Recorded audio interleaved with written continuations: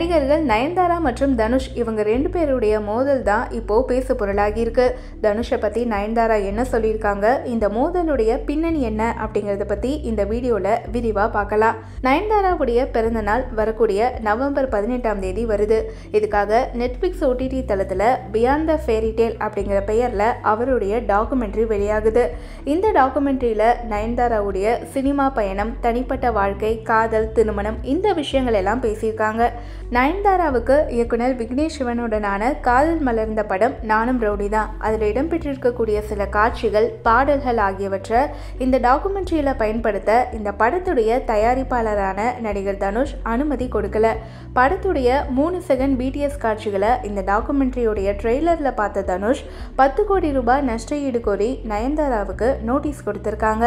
தன் மீதுள்ள தனிப்பட்ட வன்மத்தின் காரணமாவே தனுஷ் இப்படி செஞ்சிருக்கார் அப்படின்னு சொல்லிட்டு நயன்தாரா நீண்ட அறிக்கை ஒன்றை தன்னுடைய சமூக வலைதள பக்கத்துல வெளியிட்டிருக்காங்க.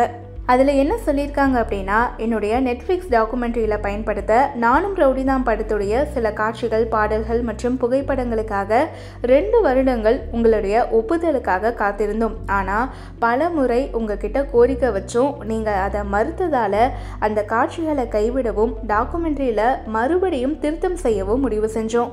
துரதிருஷ்டவசமாக என்னுடைய வாழ்க்கை துணையை சந்திக்க காரணமாக இருந்த படம் இதில் இடம்பெறலை. நானும் ரவுடி தான் படத்துடைய பாடல் வரிகள் உண்மையான உணர்வோடு எழுதப்பட்டதால தான் அது இன்னைக்கு வரைக்குமே பாராட்டப்படுது. எங்களுடைய ஆவணப்படத்தில் நாங்கள் பயன்படுத்தக்கூடிய மிகச்சிறந்த விஷயமா இது இருக்கும் அப்படிங்கிறத தெரிஞ்சுமே நீங்கள் அதை பயன்படுத்த எங்களுக்கு வாய்ப்பளிக்க மறுத்தீர்கள் அப்படிங்கிறது எனக்கு வருத்தமான விஷயம். ஆனால் இதை நாங்கள் பெருசுப்படுத்தாமல் அந்த பகுதி இல்லாமலேயே எங்களுடைய டாக்குமெண்ட்ரியை வெளிக்கொண்டு வர முடிவு செஞ்சோம்.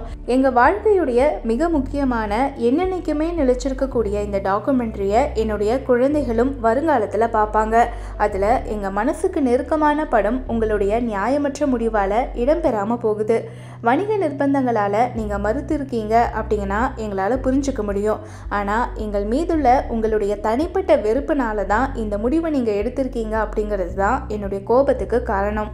இந்த படம் வெளியாகி 10 ஆண்டுகள் ஆயிடுச்சு. நீங்கள் இன்னமும் முகமூடி போட்டுக்கிட்டு தான் இருக்கீங்க. இந்த படம் பற்றி நீங்கள் சொன்ன கசப்பான விஷயங்களை என்றைக்குமே நான் மறக்க மாட்டேன். ஆனால் ஒரு தயாரிப்பாளராக இந்த படம் உங்கள் கரியரில் மிகப்பெரிய ஹிட், இன்றைக்குமே பலரால் விரும்பப்படக்கூடிய ஒன்றா இருக்குது. பட வெளியீட்டுக்கு முன்னாடி நீங்கள் சொன்ன வார்த்தைகள் இன்றைக்குமே எங்களுக்கு ஆறாத வடுவாக இருக்குது. ஆனால் படம் வெளியானதுக்கப்புறமா அந்த படத்துடைய வெற்றி உங்களுடைய ஈகோவை சீண்டி இருக்குது. என்னுடைய வளர்ச்சி மேலே உங்களுக்கு இத்தனை வருஷங்கள் பொறாமை இருக்கு அப்படிங்கிறத கண்கூடா என்னால் தெரிஞ்சுக்க முடியுது. என்னுடைய வளர்ச்சி உங்களுடைய வளர்ச்சியை எந்த விதத்திலையும் பாதிக்காது அப்படிங்கும் போது என்னை கீழே இருக்கிறதுல ஏன் இத்தனை குறியா இருக்கீங்க? மற்றவங்களுடைய மகிழ்ச்சியை பார்க்கும்போது நமக்கும் அந்த மகிழ்ச்சி கிடைக்கும் அப்படிங்கிறது தான் எங்களுடைய டாக்குமெண்ட்ரியுடைய முக்கியமான நோக்கம். நீங்கள் எப்பயுமே சொல்கிறது மாதிரி ஸ்ப்ரெட் லவ் ரொம்பவே முக்கியமானது. ஒரு நாள் நீங்களும் இதை சொல்பவராக மட்டும் இல்லாமல் செய்பவராகவும் இருப்பீங்க அப்படின்னு நம்புகிறேன் அப்படின்னு சொல்லிட்டு அந்த அறிக்கையில் சொல்லியிருக்காங்க நயன்தாரா. யாரடி நீ மோகினி படத்தில் நயன்தாரா தனுஷுக்கு இடையில் ஆரம்பித்த நட்பு, எதிர்நீச்சல் படத்தில் தனுஷுக்காக சம்பளம் வாங்கிக்காமையே ஒரு பாட்டுக்கு நயன்தாரா நடனம் ஆடக்கூடிய அளவுக்கு வலுவாகவே இருந்துச்சு. அப்புறம் எங்கிருந்து ஆரம்பிச்சது இந்த விரிசல்? விஜய் சேதுபதியை வச்சு தனுஷ் தயாரித்த நானும் ரவுடி தான் படத்தில் நயன்தாராவை கதாநாயகியாக நடிக்க தனுஷ் தான் கேட்டார். நண்பனுக்காக சம்மதிச்சாரு நயன்தாரா.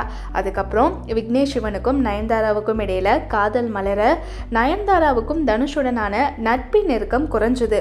ஒரு முறை நயன்தாராவை தனுஷ் பார்க்க வந்தபோது அங்கே விக்னேஷ் சிவன் இருந்ததால் தனுஷ் திருப்பி அனுப்பப்பட்டதால் அவருக்கு கோபம் ஏற்பட்டதா சொல்கிறாங்க விவரம் தெரிஞ்சவங்க.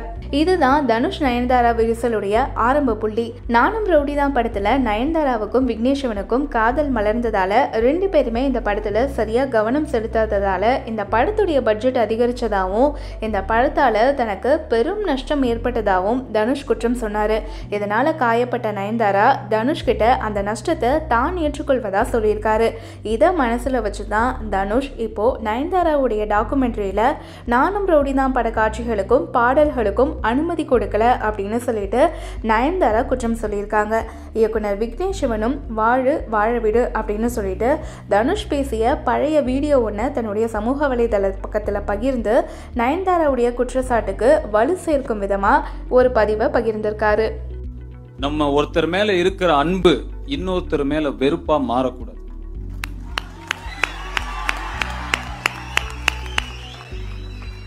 அப்படி மாறுனா அதுக்கு அர்த்தமே இல்லை, அந்த எமோஷனுக்கு அர்த்தமே கிடையாது.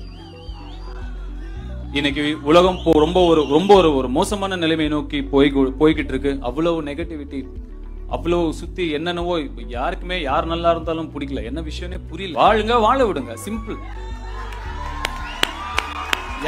யாரையும் வெறுக்க வேண்டிய அவசியமே கிடையாது.